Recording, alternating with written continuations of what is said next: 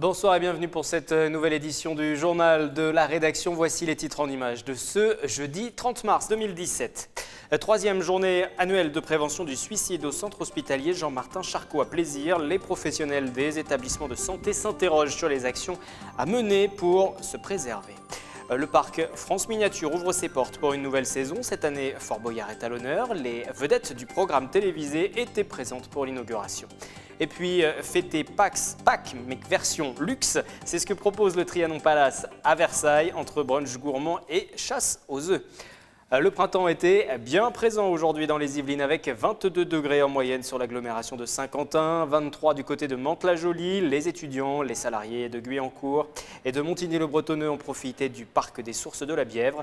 D'autres se sont prélassés en terrasse, des températures au-dessus des valeurs de saison et qui sont plutôt rares pour un mois de mars. Écoutez Frédéric Jourdain, il est prévisionniste à Météo France à Trappes.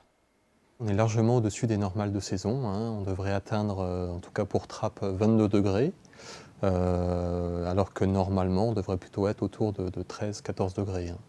Donc on est bien au-dessus des normales de saison, donc une vraie journée printanière.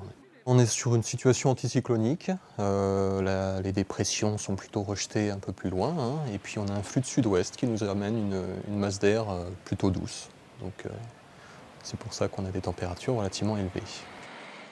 C'était aujourd'hui la troisième journée annuelle sur le thème de la prévention du suicide pour l'hôpital Charcot à Plaisir. Une journée pour évoquer les difficultés rencontrées par les professionnels intervenant dans les établissements de santé, difficultés dans l'exercice de leur métier, dans leur vie personnelle. Ces hommes et ces femmes ont aussi besoin d'aide. Mélanie Poquet. Vaincre les idées reçues, les réticences, la peur, des préjugés. Les personnels de santé peuvent aussi être victimes de mal-être au travail. C'est ce que veut montrer la troisième journée de prévention de l'hôpital Charcot. Ça peut être compliqué de se sentir fragilisé alors qu'on a une finalité d'aide et d'accompagnement de quelqu'un de vulnérable. La souffrance de soignants va pouvoir s'exprimer, va malheureusement s'exprimer sous trois formes, ce qu'on appelle les pathologies de surcharge, comportementales, mentales et puis organiques. Dépression, burn-out, violence, voire suicide. Une enquête révèle que près de 50% des professionnels de santé sont ou ont été en burn-out. Le taux de suicide chez les médecins est 2,5 fois supérieur à la moyenne nationale chez les 30-65 ans. La prise de conscience des difficultés au travail, des difficultés psychiques au travail, elle a été émergente dans les années 2000 et ce n'est que dernièrement, à la suite de quelques événements tragiques qui ont touché soit des médecins, soit des infirmiers, qu'on s'est préoccupé du problème de souffrance au travail des aidants. En décembre 2016, Marisol Touraine, ministre de la Santé, lançait un plan d'action. 30 millions d'euros sont consacrés sur 3 ans au déploiement de services de santé au travail. L'actualité de ce jeudi dans un tout autre domaine, c'est aussi cette visite de Jade Lepesque. C'est une joueuse de rugby du 15 de France. Elle était au stade de Porche-Fontaine. Elle a rendu visite au club de Versailles. Les enfants ont échangé quelques mots et quelques balles, bien sûr. Avec elle, Mickaël Elmido et Camille Lambert pour le commentaire. Doucement, ça fait beaucoup en même temps. J'ai que demain.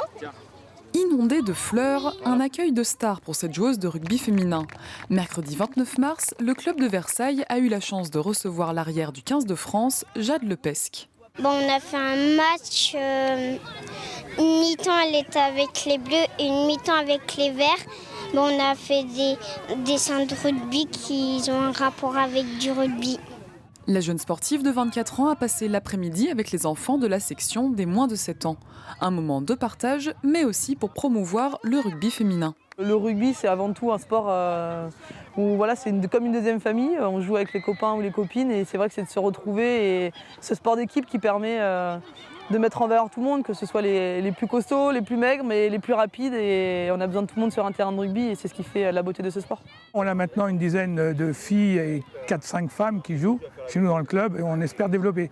Et donc l'avenue de Jade Lepesque, qui a quand même un palmarès, puisque c'est un événement intéressant de communication et même de promotion de la femme vis-à-vis du rugby et à Versailles. Une venue organisée grâce au lien de parenté avec l'un des enfants, un lien qui sera peut-être encore plus fort avec le club. Jade Lepesque pourra en devenir la marraine. Les jeunes attendent déjà son retour avec impatience. Voilà. Culture, à présent, on connaît de Narcisse le mythe, celui de ce jeune homme tombé amoureux de son reflet avec le sceau de l'ange. La compagnie Doug Doen Group explore une version moins connue, celui d'un deuil impossible. Ça est à découvrir vendredi soir à Guyancourt et en avant-première dès à présent avec Mélanie Poquet et Camille Lambert. Mathis, tu comptes, j'imagine? Combien de tours déjà? Mathis, 13 ans, ne veut pas plonger. Muriel, sa mère, est maître nageuse. Elle lui demande de récupérer un corps en plastique. La température de l'eau est parfaite. Trempe un orteil. Même pas en rêve. Mathis, ou Narcisse dans le mythe, a une sœur jumelle dont il tombe éperdument amoureux et cette sœur jumelle meurt. Et à chaque fois qu'il se regarde dans l'eau, son reflet, il voit cette sœur perdue. Et donc là, l'instant T de cette pièce-là, il doit aller chercher ce morceau de plastique censé représenter sa sœur dans le fond de l'eau. 2 comédiens sur scène, dans un lieu atypique. La moiteur, la chaleur d'une piscine comme une invitation à grandir, à quitter son cocon. C'est vrai que la piscine, c'est un lieu assez fascinant parce que au niveau de l'acoustique, on n'entend pas pareil que quand on se parle, même dans un décor naturel, parce que nous, on a déjà travaillé dans des décors naturels. Mais là, c'est vrai que c'est pas pareil. On entend quelque chose d'un peu ouaté, en même temps, ça résonne. Il y avait ça qui était intéressant. Il y a aussi l'odeur, tout le champ sensoriel qui est convoqué pour quand on y va déjà en tant que nageur. Du coup, c'était l'idée de se dire, qu'est-ce que ça pourrait être spectateur d'une histoire, d'une fable. Le deuil impossible remplace le péché d'orgueil, le narcissisme. Le sceau de l'ange est une fable sur le courage. Comment se régénérer, se reconstruire. J'ai peur. Peur, tu comprends? Peur. Nous sommes 2. 3. Avec ton père, 4. Nous aurions pu être 5. J'ai peur de me pencher et de la voir. Petit ou grand, vous connaissez forcément cette émission télévisée Fort Boyard, un célèbre jeu télévisé où les candidats doivent réussir des épreuves et des énigmes dans un fort. France Miniature vous donne l'opportunité à présent de tester quelques-uns de ces défis avec cette nouvelle animation qui sera lancée le 1er avril à l'occasion de la réouverture du parc. Pour l'inauguration, Passepartout, Passe-Muraille les ont testés en personne avec Camille Lambert et Patrick Jacques de Dixmude. Dans le ventre, mets-lui dans le ventre. La terrible épreuve du coton-tige, un classique bien connu des téléspectateurs de Fort Boyard. Vivre les expériences du célèbre jeu télévisé, c'est désormais possible à France Miniature. Le parc Élan-Courtois a inauguré sa nouvelle attraction en présence des vedettes de l'émission. Tout ce qui est exposé, c'est réel en fin de compte. On reconnaît vraiment nos clés, on reconnaît vraiment les indices, les clepsydres, la télé avec le père Fouras, vraiment tout y est, quoi. C'est super, les enfants sont contents, s'amusent bien, on fait des petites attractions. Accueillis par le père Fouras, les visiteurs sont invités à tester leur adresse et leurs neurones dans la salle du conseil. Bâtonnets, empilage, les jeux du fort sont mis à disposition sous l'œil attentif des maîtres.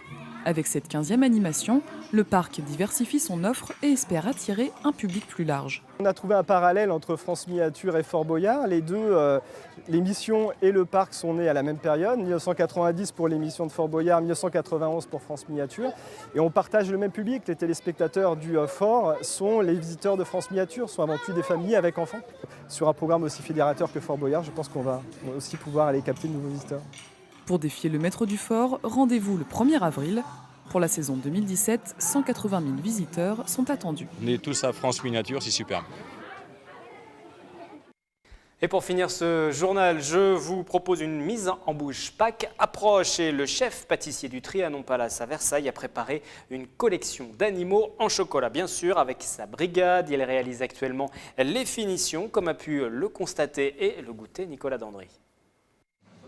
Un mouton de la reine, un cochon en super-héros, une vache coquette ou un âne amoureux.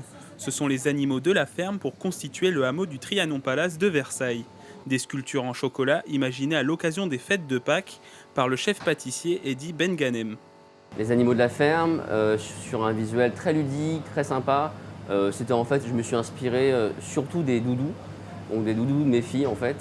Et je voulais retranscrire à travers ces sujets quelque chose de mignon, généreux, gourmand, et en même temps très versaillais. L'animal est composé d'une boule pour le corps, d'une autre boule pour la tête, ou alors d'un œuf pour la tête, même volume, même taille, même forme, même hauteur. En chocolat blanc, noir ou au lait, les animaux sont colorés avec du beurre de cacao. Une première couche de beurre de cacao coloré pour avoir un aspect uniforme. Ensuite, une deuxième couche de peinture quand le sujet sera un petit peu plus froid. On aura un aspect légèrement velouté. Une fois la coloration terminée, place au collage. Chaque animal est fixé à un cœur sur une boîte en chocolat noir remplie d'œufs pralinés. On va chauffer le cœur et en fait le mouton va venir se coller directement et va prendre la forme fondue du cœur et va se coller automatiquement. L'an prochain, le chef Eddy Ben-Ghanem pense déjà à compléter sa collection avec une poule et un coq. En attendant, ces animaux vont sûrement se cacher dans le jardin du Trianon Palace pour les fêtes de Pâques. C'est la fin de ce journal et on les revoit, ces images ensoleillées, record de température aujourd'hui. Le printemps était bien présent dans les Yvelines, 22 degrés en moyenne sur l'agglomération de Saint-Quentin en Yvelines, 23 du côté de Mantes-la-Jolie. Température donc au-dessus des valeurs de saison, plutôt rare pour le mois de mars, profitez-en. Ça va se rafraîchir dès demain, vendredi. En attendant, les programmes se poursuivent sur TV Fil 78, replay sur notre site internet et sur notre application mobile. Très belle soirée.